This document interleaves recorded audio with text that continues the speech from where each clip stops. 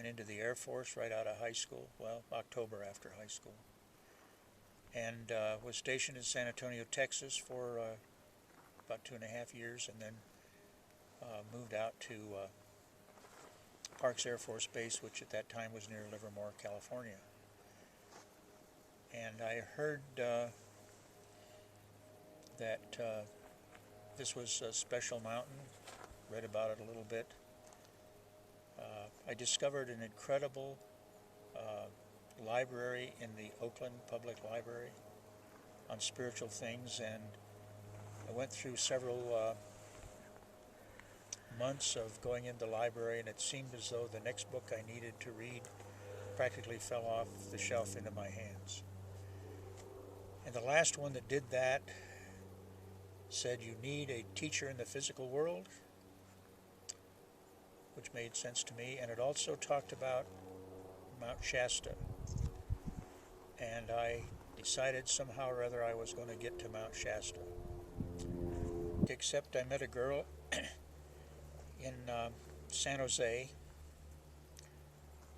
and she was from Eureka.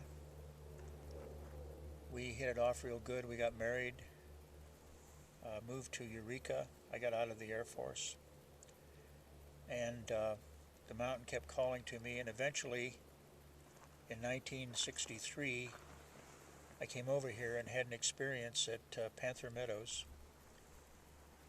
I had a dream, and in the dream I was at a party that was for all the guys that flew with me in World War I. And there was one lady there. And the next day after that I was thinking about the dream, but the lady was still in my vision. And so I went away from the people I was with and kind of meditated by myself. I should say, I guess I started meditating when I was 10 years old, and I called it thinking, but years later I found out I was doing Surat Shab Yoga, which is a pretty advanced form of yoga meditation. Inside I said to the mountain, but also to the lady, I said, "Mountain, I've come for your secrets." And very clearly I heard, "In essence, you know my secrets. Teach my children." Okay. I kind of felt a little bit let down there, but I went away. I didn't get back for over 10 years.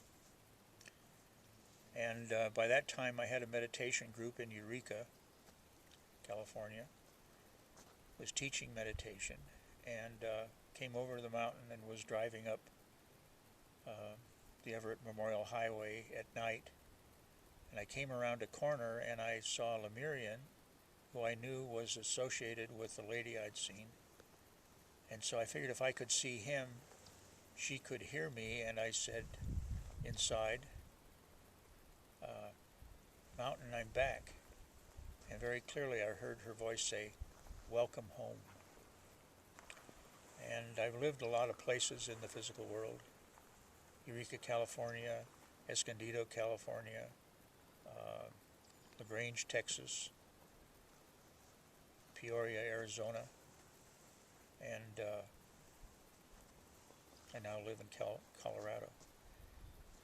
But nothing has really seemed home to me as much as Mount Shasta does.